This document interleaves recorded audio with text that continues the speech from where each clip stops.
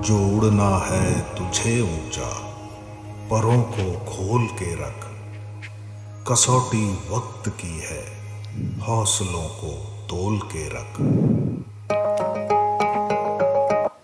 Good morning all of you. आप सभी को बीटा कम्पिटेटिव क्लासेज के यूट्यूब चैनल पे स्वागत करता हूं। भारत का number 1 current affair series bullet series जो कि आपके लिए काफ़ी महत्वपूर्ण है, तो आप सभी इसे फॉलो करें। आज के क्लास में हम लोग 23 और 24 जनवरी के महत्वपूर्ण करेंट अफेयर्स देखेंगे जो आपके लिए काफ़ी महत्वपूर्ण है, तो आप सभी देखें। और अगर नए हैं तो प्लीज़ क्लास को सब्सक्राइब करें और लाइक शेयर करते रहें। जो लोग अभी जुड़े हैं वो लोग क्लास को शेयर करें। जितने लोग जुड़े हुए हैं सभी लोग क्लास को शेयर करें और लाइव चैट में सभी लोग प्रत्येक क्वेश्चन का कमेंट करें। जितने लोग भी जुड़े हुए हैं सभी लोग जो है वो प्रत्येक क्वेश्चन का कमेंट करेंगे। जितने लोग भी हैं सभी लोग जो है प्रत्येक क्वेश्चन का कमेंट करें। आपके लिए काफ़ी बेहतर जो है ये विकल्प है। आपका पूरा करंट बेहतर होगा। आने वाला समय में बहुत सारे महत्वपूर्ण एग्जाम हैं जिसमें आपको एसएससी, एमटीएस, फिर जो है वो बीपीएससी, दरोगा, बहुत सारा एग्जाम है जिसमें आप जो है वो बेहतर कर सकते हैं। इसलिए आप सभी करंट को फॉलो करें। जितने लोग देख रहे हैं सभी लोग क्लास को शेयर करें और पीछे के वीडियो सभी लोग रिवाइज करके देखते रहें। पीछे के वीडियो जितने भी गए हैं वो सभी देखें, इससे आपका पूरा करंट बेहतर होगा। और जितने भी आपका स्पेशल पॉलिटी सीरीज है, ज्योग्राफी सीरीज है, ये सारे वीडियो को देखें। इससे आपका पूरा तैयारी बेहतर होगा और आप एग्जाम में बेहतर करेंगे। तो बिल्कुल आप सभी ऐसे करते रहें। और आइए इसी के साथ आज के जो महत्वपूर्ण क्वेश्चन है उसे हम लोग देखते हैं। लेकिन इससे पहले सभी लोग जुड़े, सभी लोग अपने अपने दोस्तों को भी जोड़ें ताकि जो है वो कंपटीशन क्रिएट हो यहाँ पे। तो सभी लोग जोड़ें और आइए आज के जो महत्वपूर्ण क्वेश्चन है उसे हम लोग देखते हैं। तो आज का 1 नंबर प्रश्न है कि पराक्रम दिवस कब मनाई जाती है। तो पराक्रम दिवस कब मनाई जाती है, काफ़ी महत्वपूर्ण क्वेश्चन है कि पराक्रम दिवस कब मनाई जाती है। ऑप्शन नंबर 1 है 22 जनवरी, बी नंबर है 23 जनवरी, सी नंबर है 24 जनवरी और डी नंबर 25 जनवरी। तो पराक्रम दिवस हर वर्ष कब मनाई जाती है, ध्यान रखेंगे। यह आपका हर वर्ष 23 जनवरी को मनाई जाती है। तो इसका आंसर बी नंबर होगा 23 जनवरी। हर वर्ष 23 जनवरी को पराक्रम दिवस मनाई जाती है, ध्यान रखेंगे। सुभाष चंद्र बोस की जयंती के उपलक्ष्य में हर वर्ष 23 जनवरी को पराक्रम दिवस मनाई जाती है। तो ध्यान रखेंगे, आपके लिए काफ़ी महत्वपूर्ण क्वेश्चन है। अगला क्वेश्चन है 2 नंबर कि 23 जनवरी 2023 को सुभाष चंद्र बोस की कौन सी जयंती मनाई गई। तो ध्यान रखेंगे अभी जो है वो 23 जनवरी 2023 को सुभाष चंद्र बोस की कौन सी जयंती मनाई गई। तो काफ़ी महत्वपूर्ण क्वेश्चन है, ध्यान रखेंगे। ऑप्शन नंबर 1 है 125वीं, बी नंबर है 126वीं, सी नंबर 127वीं और डी नंबर 128वीं। तो इसका आंसर करें। जितने लोग जुड़े हुए हैं सभी लोग इसका आंसर कमेंट लाइव चैट में करें। जितने लोग भी हैं सभी लोग लाइव चैट में कमेंट करें। इससे आपका तैयारी काफ़ी अच्छा होगा, आपका पूरा डाउट क्लियर हो जाएगा। इसलिए सभी लोग कमेंट करें 23 जनवरी 2023 को सुभाष चंद्र बोस की कौन सी जयंती मनाई गई। तो इसका आंसर हो जाएगा आपका बी नंबर 126वीं जयंती मनाई गई, ध्यान रखेंगे। 126वीं जयंती इस बार इनका जो है मनाया गया है, तो ध्यान रखना है। इससे रिलेटेड महत्वपूर्ण क्वेश्चन है जो ध्यान देंगे आप सभी। सुभाष चंद्र बोस से रिलेटेड काफ़ी महत्वपूर्ण जो है पॉइंट है, ध्यान रखेंगे। जन्म कब हुआ, तो 23 जनवरी 1897 को ध्यान रखना है। कहाँ पे, तो ओडिशा के कटक में हुआ है। इनके राजनीतिक गुरु कौन थे, सीआर दास थे। जितने भी पॉइंट है सब ध्यान रखेंगे। इनके राजनीतिक गुरु सीआर दास थे। 1938 में हरिपुरा गुजरात में कांग्रेस अध्यक्ष रहे थे। काफ़ी महत्वपूर्ण क्वेश्चन है कि 1938 ईस्वी में इंडियन नेशनल कांग्रेस के अध्यक्ष से चुने गए थे हरिपुरा में। तो ध्यान रखेंगे ये हरिपुरा गुजरात में है और उसी में ये अध्यक्ष चुने गए थे। तो 1 साल तक ये कांग्रेस के अध्यक्ष रहे थे। फिर से 1939 में यानी कि 1939 में त्रिपुरी एमपी जो है वो त्रिपुरी अध्यक्ष चुने गए थे, फिर इस्तीफा इन्होंने दे दिया था। काफ़ी महत्वपूर्ण पॉइंट है ये, ध्यान रखेंगे। इतिहास में आप सभी जो है पढ़े होंगे या नहीं पढ़े होंगे तो आगे पढ़ने के लिए मिलेगा आपको कि 1938 में सुभाष चंद्र बोस कांग्रेस के अध्यक्ष चुने गए थे और 1 वर्ष तक कांग्रेस के अध्यक्ष रहे थे। 1939 में त्रिपुरी अध्यक्ष जो है वो सुभाष चंद्र बोस जो है चुने गए, लेकिन उस समय महात्मा गांधी के द्वारा जो है वो पट्टाभी सीतारामैया को उम्मीदवार नॉमिनेट किया गया था। उनके तरफ से पट्टाभी सीतारामैया जो है चुनाव लड़ रही थी। तो इसमें सुभाष चंद्र बोस की जीत हुई थी। तो उन्होंने, गांधी जी ने कहा था कि सीतारमैया की हार मेरी हार है। तो इसके वजह से सुभाष चंद्र बोस ने अध्यक्ष पद छोड़ दिए थे और उसी समय कांग्रेस से भी इन्होंने इस्तीफा दे दिया था। तो इस समय जो है 1939 में कांग्रेस अध्यक्ष था, उस समय फिर डॉक्टर राजेंद्र प्रसाद ने संभाला था और उस समय डॉक्टर राजेंद्र प्रसाद कांग्रेस के अध्यक्ष बने थे। तो ये पॉइंट को ध्यान रखेंगे कि 1939 में कांग्रेस अध्यक्ष कौन रहे थे, तो राजेंद्र प्रसाद रहे थे, क्योंकि उस समय जो है वो सुभाष चंद्र बोस इस्तीफा दिए थे और उसी समय 1939 में जाकर जो है फॉरवर्ड ब्लॉक की इन्होंने स्थापना किया था। तो ध्यान रखिएगा कि कांग्रेस से इस्तीफा देने के बाद तुरंत फॉरवर्ड ब्लॉक की इन्होंने स्थापना किया था। 1943 में सिंगापुर में आज़ाद हिंद फौज की स्थापना किए थे। तो ये भी ध्यान रखना है आपको कि 1943 में सिंगापुर में आज़ाद हिंद फौज की स्थापना किया था।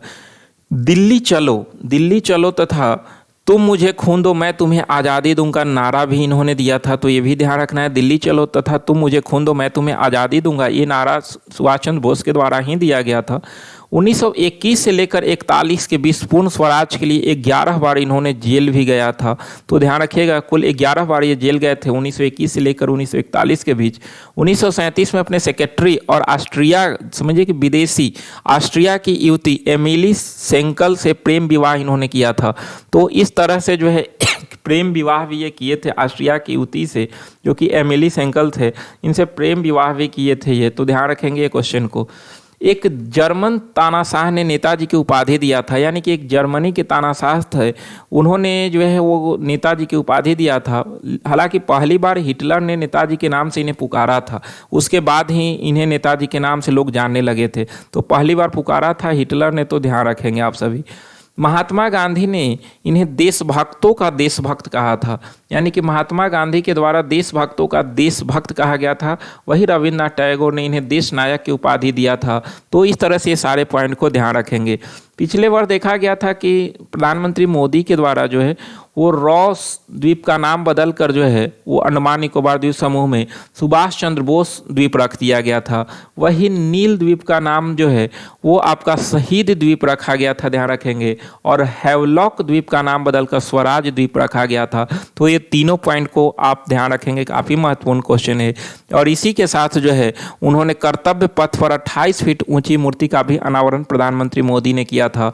तो कर्तव्य पथ जो कि दिल्ली में है, राजपथ का नाम बदलकर कर्तव्य पथ किया गया था और वहीं पे जो है 28 फीट ऊंची सुभाष चंद्र बोस की प्रतिमा लगाई गई थी। तो काफ़ी महत्वपूर्ण ये सारे पॉइंट है। तो उम्मीद करता हूं कि आप सभी ये पॉइंट को ध्यान रखेंगे, आपके एग्जाम के दृष्टि से काफ़ी महत्वपूर्ण है। लगभग यहाँ से 1-2 क्वेश्चन आते रहते हैं एग्जाम में, इसलिए आप सभी इसे ध्यान रखेंगे। अगले क्वेश्चन पे चलते हैं। अगला क्वेश्चन है 3 नंबर कि प्रधानमंत्री मोदी ने पराक्रम दिवस के अवसर पर अंडमान और निकोबार द्वीप समूह के कितने द्वीपों का नामकरण परमवीर चक्र विजेताओं के नाम पर कर दिया। तो काफ़ी महत्वपूर्ण क्वेश्चन है, ध्यान रखेंगे कि प्रधानमंत्री मोदी ने पराक्रम दिवस के अवसर पर अंडमान निकोबार द्वीप समूह के कितने द्वीपों का नामकरण परमवीर चक्र विजेताओं के नाम पर कर दिया है। तो ध्यान रखेंगे, काफ़ी महत्वपूर्ण क्वेश्चन है ये। ऑप्शन नंबर 1 है आपका 21, सेकेंड है 22, थर्ड है 23 और फोर्थ है 24। तो प्रधानमंत्री मोदी ने पराक्रम दिवस के अवसर पर अंडमान निकोबार द्वीप समूह के कितने द्वीपों का नामकरण परमवीर चक्र विजेताओं के नाम किए हैं। तो ध्यान रखेंगे इसका आंसर हो जाएगा आपका 21 परमवीर विजेताओं के नाम पर जो है वो द्वीपों का नाम रख दिया गया है। तो काफ़ी महत्वपूर्ण क्वेश्चन है। प्रधानमंत्री मोदी के द्वारा वहीं पर नेताजी सुभाष चंद्र बोस द्वीप पर बनाया जाने वाला नेताजी राष्ट्रीय स्मारक के प्रतिरूप का भी उद्घाटन वहीं पर किए। और इस तरह से जो है यहाँ पर 21 सबसे बड़े द्वीपों का नाम परमवीर चक्र विजेताओं के नाम पर इन्होंने कर दिया है, जो कि काफ़ी महत्वपूर्ण है। तो उम्मीद करता हूँ कि आप सभी जो है इसे ध्यान रखेंगे। तो काफ़ी महत्वपूर्ण क्वेश्चन है, आप सभी इस क्वेश्चन को ध्यान रखें। यहाँ से जो है वो क्वेश्चन देखने के लिए मिलेगा। तो लगातार जो है ये 3-4 क्वेश्चन जो है पराक्रम दिवस से था। तो ध्यान रखना है आप सभी को सारे पॉइंट को, क्योंकि एग्जाम में कहीं से भी कोई क्वेश्चन एराइज किया जा सकता है, इसलिए आप सभी जो है वो करेंट को क्लियर रखेंगे।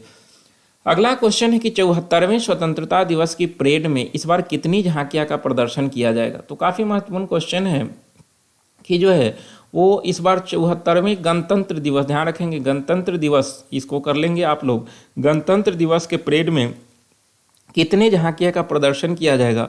ऑप्शन नंबर आपका एक है 23 ऑप्शन नंबर एक है। ऑप्शन नंबर 2 जो है वो 24, 3 नंबर 25 और जो है वो डी नंबर 26। तो कितने जो है वो झांकियों का प्रदर्शन किया जाएगा, तो ध्यान रखेंगे कि इस बार जो है वो कुल आपका 23 झांकियों का प्रदर्शन किया जाएगा। तो यानी कि भारत के राज्यों और केंद्र शासित प्रदेशों को मिलाकर 23 झांकियाँ का प्रदर्शन जो है वो कर्तव्य पथ पर किया जाएगा 26 जनवरी को। तो ध्यान रखेंगे। काफ़ी महत्वपूर्ण पॉइंट ये है कि एनसीबी जो है वो आप ध्यान रखेंगे, एनसीबी नारकोटिक्स कंट्रोल ब्यूरो की झांकी पहली बार हिस्सा लेगी। काफ़ी चर्चा में रहती है एनसीबी, तो इसकी झांकी पहली बार हिस्सा लेगी। वही उत्तर प्रदेश का थीम जो है वो अयोध्या का भव्य दीपोत्सव के साथ जो है इसका झांकी जो है वो कर्तव्य पथ पे दिखाया जाएगा। तो इस तरह से ये ध्यान रखेंगे 26 जनवरी को कुल 23 झांकियाँ का प्रदर्शन किया जाएगा। तो सारे पॉइंट को आपको ध्यान रखना है। अगला क्वेश्चन है, हाल ही में किसे नागर विमानन महानिदेशालय के प्रमुख नियुक्त किया गया है। तो इसका आंसर आप सभी लोग करें। हाल ही में किसे नागर विमानन महानिदेशालय के प्रमुख नियुक्त किया गया है, तो इसका आंसर आप सभी लोग करें। एक नंबर ऑप्शन है विक्रम देवदत्त, बी नंबर है सोनल गोयल, सी नंबर है अरुण चावला, डी इनमें से कोई नहीं। तो कौन बने हैं आपका डीजीसीए के अगले प्रमुख, तो ध्यान रखेंगे इसका आंसर हो जाएगा आपका विक्रम देवदत्त। विक्रम देवदत्त को नागर विमानन महानिदेशालय के प्रमुख नियुक्त किया गया है। तो ध्यान रखेंगे, काफ़ी महत्वपूर्ण क्वेश्चन है। अगला क्वेश्चन है, अगला है आपके लिए काफ़ी महत्वपूर्ण है, ध्यान रखेंगे। वक्त ने फंसाया है लेकिन मैं परेशान नहीं हूँ, हालातों हर जाऊँ मैं वो इंसान नहीं हूँ। तो वक्त ने फंसाया है लेकिन मैं परेशान नहीं हूँ, हालातों हार जाऊँ मैं वह इंसान नहीं हूँ। तो हालातों से आपको हारना नहीं है, वक्त से लड़ना सीखना है। जब वक्त से आप लड़ेंगे तो आप जीतेंगे, आपको कोई नहीं हरा सकता है। तो इस तरह से जो है वो एक वक्त आएगा कि अगर आप हालातों से लड़ लिए तो आपका वक्त जो है वो काफ़ी बेहतर होगा। तो इस तरह से आप सभी जो है ये लाइन से मोटिवेटेड होते रहें, ताकि जो है वो ये समय है कि आपको मोटिवेटेड होना भी ज़रूरी है, पढ़ाई के साथ साथ ये भी ज़रूरी है। तो आप सभी जो है बिल्कुल जो है वो अपने कर्तव्य पथ पे चलते रहें, हालात से हारे नहीं, हालात से जो है वो लड़े और सीखे और आगे बढ़े। यही उम्मीद करता हूँ आप सभी से, और यही कोशिश करें कि आज अगर मेरा बेहतर नहीं गया है तो आने वाला कल मेरा बेहतर जाए। और अगर मैं आज अपने समय का 100% सही ढंग से यूटिलाइज नहीं किया तो कल कोशिश करूंगा कि कल कर लूं, और ऐसे ही करते करते आप अपना बेहतर भविष्य का निर्माण कर सकते हैं। तो ऐसे ही आप सभी जो है वो करते रहें। अगला क्वेश्चन है कि हाल ही में बिजनेस B20 इंसेप्शन मीटिंग किस राज्य में आयोजित की जा रही है। तो काफ़ी महत्वपूर्ण क्वेश्चन है कि बिजनेस इंसेप्शन मीटिंग किस राज्य में आयोजित की जा रही है। ऑप्शन नंबर एक है आपका कर्नाटक, बी नंबर है मध्य प्रदेश, सी नंबर है केरल और डी नंबर है गुजरात। तो इसका आंसर आप सभी लोग करें कि बिजनेस 20 इंसेप्शन मीटिंग का आयोजन किस शहर में आयोजित किया जा रहा है। तो इसका आंसर हो जाएगा, ध्यान रखेंगे, गुजरात। गुजरात में इसकी बैठक गांधीनगर में जो है 23 जनवरी को से किया जा रहा है, जिस बैठक में केंद्रीय मंत्री पीयूष गोयल और विभिन्न केंद्रीय मंत्री जो है इसमें भाग लिए हैं। तो ध्यान रखेंगे, काफ़ी महत्वपूर्ण क्वेश्चन है कि आपका जो है बिजनेस 20 इंसेप्शन मीटिंग किस राज्य में आयोजित की जा रही है। तो गुजरात इसका आंसर हो जाएगा। अगला क्वेश्चन है, प्रोजेक्ट 25 के तहत कलवरी श्रेणी के 5वीं पनडुब्बी जिसे भारतीय नौसेना में शामिल किया गया या कमीशन किया गया। तो ये भी क्वेश्चन आपके एग्जाम के दृष्टि से काफ़ी महत्वपूर्ण क्वेश्चन है कि अभी जो है वो प्रोजेक्ट 25 के तहत 6 पनडुब्बी का निर्माण किया जाएगा, जिसमें 4 पनडुब्बी को शामिल किया जा चुका है और 5वें पनडुब्बी को जो है वो शामिल किया गया है। तो इसके 5वें पनडुब्बी को शामिल किया गया, उसका नाम क्या है। ऑप्शन नंबर 1 है INS बेला, सेकेंड है INS विक्रांत, थर्ड है INS बागीर और फोर्थ है INS वागसीर। तो इसका 5वां पनडुब्बी जो है INS वागीर है, ध्यान रखेंगे। वही आपका 6ठा पनडुब्बी INS वागसीर है। तो अभी INS वागीर को शामिल किया गया है, ध्यान रखेंगे, INS वागीर को शामिल किया गया जो कि प्रोजेक्ट 25 का 5वां पनडुब्बी है, और 6ठा जो है INS वागसीर होगा। तो ये पॉइंट को आप ध्यान रखेंगे, काफ़ी महत्वपूर्ण क्वेश्चन है। इसे जो है मंझगांव लिमिटेड के द्वारा विकसित किया गया है। ये सारे पॉइंट को आपको ध्यान रखना है। अगला क्वेश्चन है 8 नंबर क्वेश्चन है कि चराईदेव मैदान, काफ़ी महत्वपूर्ण क्वेश्चन है, ध्यान रखेंगे आप लोग। चराईदेव मैदान स्थित है जिसे केंद्र सरकार ने विश्व धरोहर स्थल के रूप में नामित करने के लिए यूनेस्को को एक प्रस्ताव भेजा है। तो ये क्वेश्चन काफी अच्छा क्वेश्चन है कि चराईदेव मैदान स्थित है कहाँ। तो यह केंद्र सरकार ने इसे जो है वो विश्व धरोहर लिस्ट में शामिल करने के लिए जो है वो यूनेस्को को एक प्रस्ताव भेजा है। ऑप्शन नंबर 1 है असम, बी है मेघालय, सी है त्रिपुरा और डी है मिजोरम। तो किस राज्य में ये स्थित है चराईदेव मैदान? तो ध्यान रखेंगे इसका आंसर हो जाएगा आपका असम। असम के मुख्यमंत्री अभी वर्तमान में हेमंत बिस्वा शर्मा हैं और इन्होंने ही इसकी घोषणा किया है। यह चराईदेव मैदान जो है काफ़ी महत्वपूर्ण जो है वो ये पॉइंट है, ध्यान रखेंगे। ये असम में स्थित है और असम में जो है एक आप विद्रोह पढ़े होंगे, अहोम विद्रोह। तो अहोम विद्रोह यानी कि अहोम समुदाय का यह राजधानी पहले हुआ करता था और समझ सकते हैं कि अहोम राजवंश की पहली राजधानी जो थी वो चराईदेव मैदान थी और इसी को जो है वो आपको विश्व धरोहर स्थल में शामिल करने के लिए भारत सरकार के द्वारा यूनेस्को को एक प्रस्ताव भेजा गया है। तो ध्यान रखेंगे कि चराईदेव मैदान का संबंध जो है वो असम राज्य से है और असम में जो आप अहोम समुदाय देखे थे, राजवंश देखे थे, उसका प्रारंभिक राजधानी जो है वो चराईदेव मैदान ही थे। तो ध्यान रखेंगे ये चराईदेव मैदान काफ़ी महत्वपूर्ण क्वेश्चन है। अगर हम बात करते हैं कि अगर यूनेस्को के द्वारा जो है अभी वर्तमान में 32 सांस्कृतिक साइट को दर्जा दिया गया है, 7 प्राकृतिक साइट को और एक जो है आपका मिश्रित है, कुल अभी 40 जो है वो यूनेस्को धरोहर है। तो ये ध्यान रखेंगे, काफ़ी महत्वपूर्ण क्वेश्चन है। कुल 40 जिसमें 32 सांस्कृतिक साइट है, 7 प्राकृतिक साइट है और एक जो है वो मिश्रित साइट है। तो ये काफ़ी महत्वपूर्ण क्वेश्चन है, आप ध्यान रखेंगे। अगर हम बात करते हैं यूनेस्को की, तो यूनेस्को की स्थापना 16 नवंबर 1945 ईस्वी को किया गया था और इसका वर्तमान में अगर मुख्यालय की बात करते हैं तो इसकी मुख्यालय पेरिस के अंदर है। तो ध्यान रखेंगे, काफ़ी महत्वपूर्ण क्वेश्चन है। अगला क्वेश्चन है 9 नंबर क्वेश्चन है कि अभी हाल ही में दुनिया के सबसे उम्रदराज व्यक्ति ल्यूसी रैंडन का निधन हो गया। इनका संबंध किस देश से है? तो 118 वर्ष की अवस्था में इनकी निधन हुआ है, ध्यान रखेंगे। और यह जो है वो आपका इनका नाम ल्यूसी रैंडन है और इनका संबंध किस देश से है? तो ध्यान रखेंगे, ये काफ़ी महत्वपूर्ण क्वेश्चन है कि जो है इनका संबंध किस देश से है। ऑप्शन नंबर 1 है अमेरिका, सेकेंड है इटली, थर्ड है जापान और फोर्थ है फ्रांस। तो पहले एक जापान के थे जिनका मृत्यु जो है वो आपका 2022 में ही हो गया था। उसके बाद सबसे उम्रदराज व्यक्ति ल्यूसी रैंडन है और ये फ्रांस के हैं। तो ध्यान रखिएगा, फ्रांस के थे और इनका निधन हो गया 118 वर्ष की अवस्था में। तो बहुत दिन जी लिए, समझिए कि इतना दिन 118 वर्ष मायने रखता है। तो ये लोग जो है इतिहास बनाते हैं, ये लोग गॉड गिफ्टेड लोग हैं। तो दुनिया के सबसे उम्रदराज व्यक्ति, ध्यान रखेंगे। अगला क्वेश्चन है, अभी हाल ही में क्रिकेटर हाशिम अमला ने क्रिकेट के सभी प्रारूपों से संन्यास की घोषणा किया। इनका संबंध है, उम्मीद करता हूं कि आप सभी इसका आंसर सही करेंगे कि हाशिम अमला का संबंध किस देश से है और क्रिकेटर हैं। ऑप्शन नंबर 1 है इंग्लैंड, सेकेंड है ऑस्ट्रेलिया, थर्ड है दक्षिण अफ्रीका और फोर्थ है बांग्लादेश। तो हाशिम अमला का संबंध किस देश से है? तो ध्यान रखिएगा, इसका आंसर हो जाएगा दक्षिण अफ्रीका। सभी लोग कमेंट करते रहें, जितने लोग जुड़े हुए हैं सभी लोग लाइव चैट में कमेंट करें, इससे काफ़ी फ़ायदा होगा, आपका टोटल डाउट क्लियर हो जाएंगे। इसलिए जितने लोग नहीं जुड़े हैं वो सब कोशिश करें कि लाइव चैट में जुड़ें, इससे आपको काफ़ी फ़ायदा होगा। तो यहाँ हो जाएगा सभी प्रारूप में संन्यास की घोषणा किया गया, तो आपका दक्षिण अफ्रीका के हैं आपका हाशिम अमला। तो काफ़ी महत्वपूर्ण क्वेश्चन है, ध्यान रखिएगा। अगला क्वेश्चन है कि अभी हाल ही में अंतर्राष्ट्रीय विज्ञान साहित्य महोत्सव विज्ञानिका, अंतर्राष्ट्रीय विज्ञान साहित्य महोत्सव विज्ञानिका का आयोजन किया जा रहा है कहाँ पर? तो ध्यान रखेंगे कि विज्ञानिका का आयोजन कहाँ किया जा रहा है। ऑप्शन नंबर 1 है भोपाल, सेकेंड है जयपुर, थर्ड है अहमदाबाद और फोर्थ है इंदौर।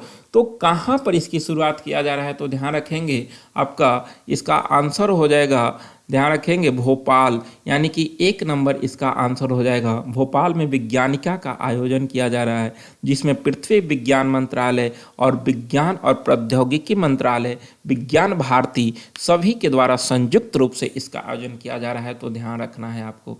तो आज के 11 महत्वपूर्ण क्वेश्चन थे जो कि आपके लिए काफ़ी महत्वपूर्ण है, तो आप सभी इसे देखें और पीछे के भी वीडियो रिकॉल करते रहें, इससे आपका पूरा करंट क्लियर रहेगा। इसलिए ज़रूर डेली कोशिश करें कि 5 वीडियो हमको रिकॉल करना है और इस तरह से आप तैयारी करें, आपका तैयारी बेहतर होगा और अंततः देखिएगा कि आपका नतीजा बेहतर आएंगे। तो इस तरह से आप सभी करते रहें और जो लोग नए हैं क्लास को सब्सक्राइब करें और सभी लोग मिलकर शेयर करते रहें। आज का क्वेश्चन है, सवाल हमारा जवाब आपका में आप सभी को आंसर करना है कि भारत के किस राज्य में हाल ही में डॉट फेस्ट फेस्टिवल का आयोजन किया गया। तो किस राज्य में डॉट फेस्ट फेस्टिवल का आयोजन किया गया, इसका आंसर आप सभी को कमेंट बॉक्स में ज़रूर देना है। तो उम्मीद करता हूं कि आप सभी को अच्छा लगा होगा। अगर जो है वो थोड़ा सा भी परेशानी हो तो आप सभी ज़रूर कमेंट करें ताकि मैं आपके लिए और बेहतर कर सकूँ। तो आज यहीं तक, फिर मिलेंगे नेक्स्ट वीडियो में। आप सभी को बहुत बहुत धन्यवाद।